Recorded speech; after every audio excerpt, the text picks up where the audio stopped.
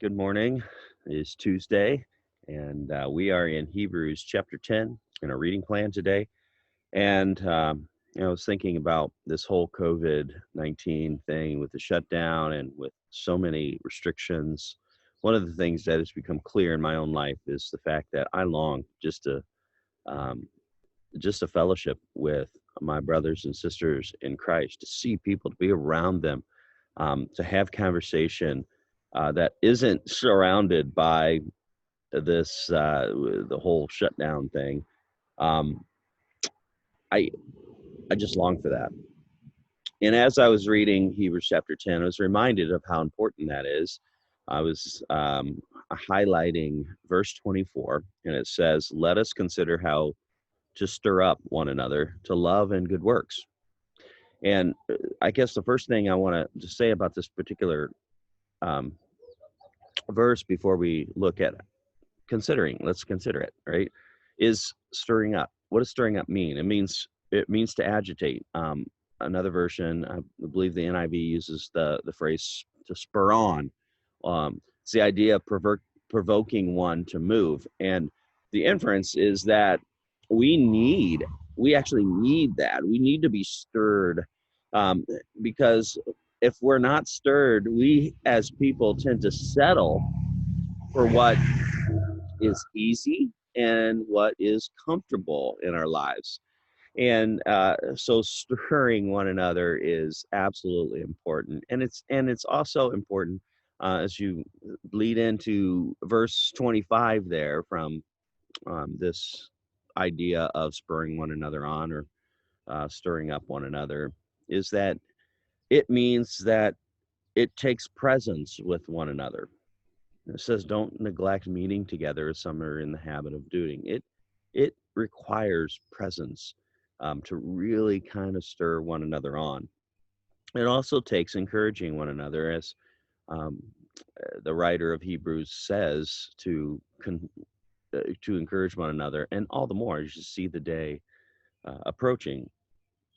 And so, as with that idea in mind, that we're to agitate or to provoke one to move, because we will settle for what is comfortable and what is easy in our lives if we don't have brothers and sisters in Christ who are doing that for us, or if we're not doing that for other people. And that's really my focus, is because you can't control what other people do, but you can be a part of stirring somebody else.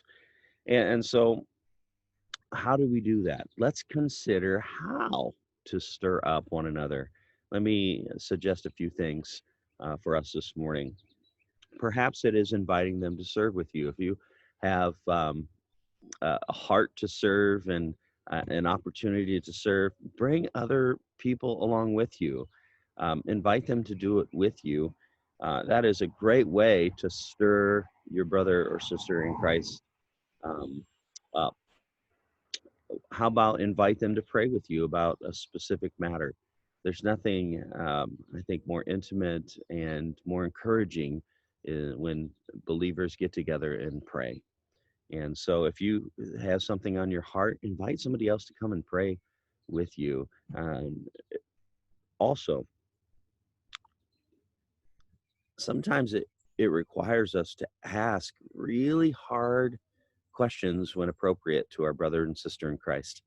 Um, a question like, "Hey, I saw how you responded there. Is that really a reflection of your calling as a follower of Christ?" This is called accountability, and accountability is not a bad thing, and it's not a judgmental thing. It is, hey, we need to keep one another in check and remind ourselves of what truth is, and so I'm going to stir you up. I'm going to provoke you to move in the right direction, and not ignore what you're doing that is actually in the wrong direction.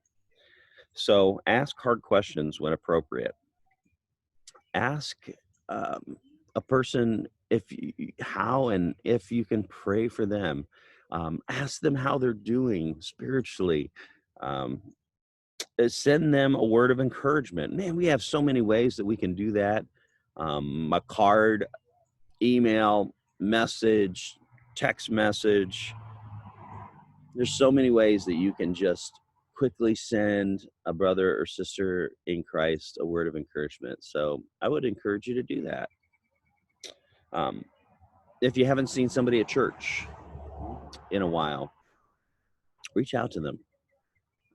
Oftentimes, I think what happens is we don't see people in church, and we just figure, hell, that they have stuff going on, and we just kind of let it go and let it go and let it go. We don't want to be a source of conflict. We don't want to, potentially create any kind of conflict, and so we end up not reaching out. We end up ignoring and the fact that we haven't seen this person in quite some time. I would encourage you to reach out to them.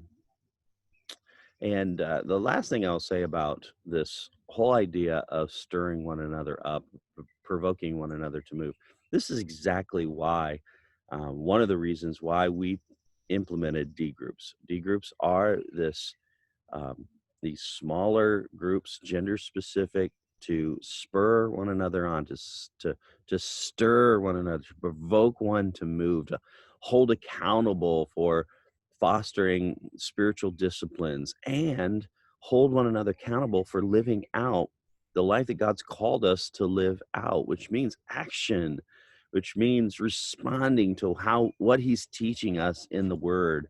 That's one of the reasons I think D groups are such an incredible thing. But just wanted to encourage you today from Hebrews chapter 10 to consider how you can stir another believer up today, maybe, or even this week. Blessings.